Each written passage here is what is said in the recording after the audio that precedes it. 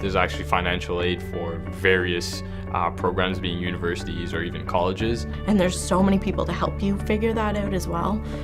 If it's the bank, your school counselors, getting applications to OSAP, there's bursaries and scholarships that you can work towards that will help as well. I've found out that there's a lot of support for Native students in colleges and schools because they're really trying to promote Native kids going to school and getting a great education.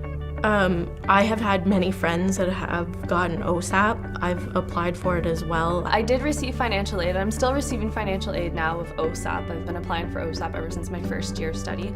You're actually in a better situation lacking funds because you'll receive a lot more in terms of grants and bursaries. Also got scholarships, so if any students, are kind of wondering, I can't finance my studies, applying for as many scholarships as possible always helps. The entrance scholarships are usually just they just happen depending on your marks. You don't need to apply for them. But the application-based scholarships, there's like a couple questions you have to answer, and not too bad. I mean, it wasn't like a huge issue, but I mean, you do have to take some time out of your high school life to kind of work on these applications and do a good job. There's a lot of financial aid out there, and there are a lot of bursaries. I know that there's a lot of different bursaries at my school, and I didn't have the highest marks. I wasn't necessarily a genius, but I applied and I was still able to get some financial help and some bursaries, which really help out.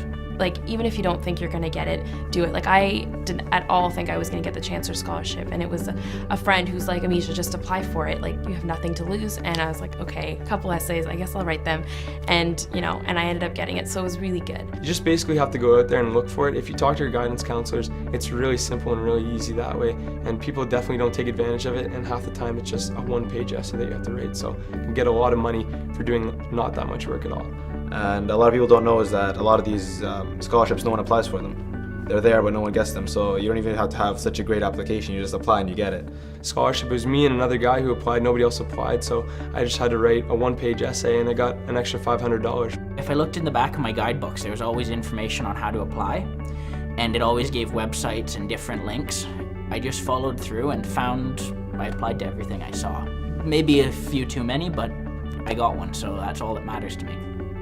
But it can be tedious, it can be long, but it's something worth it, In the end, and you go to university and money is an important thing, it's definitely worth it thinking I applied to a bunch of these and I have this money that I can use now.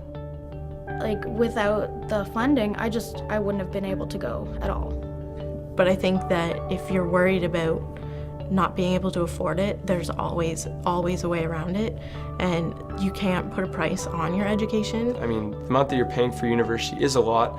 Tuition is very expensive nowadays, but the amount that you're actually getting out of it, the amount of schooling and the amount of friends, the job opportunities that can come out of university are so much more than something that you can have just by working a part-time job. And it's not just getting a job, it's finding out who you are, as cheesy as that sounds.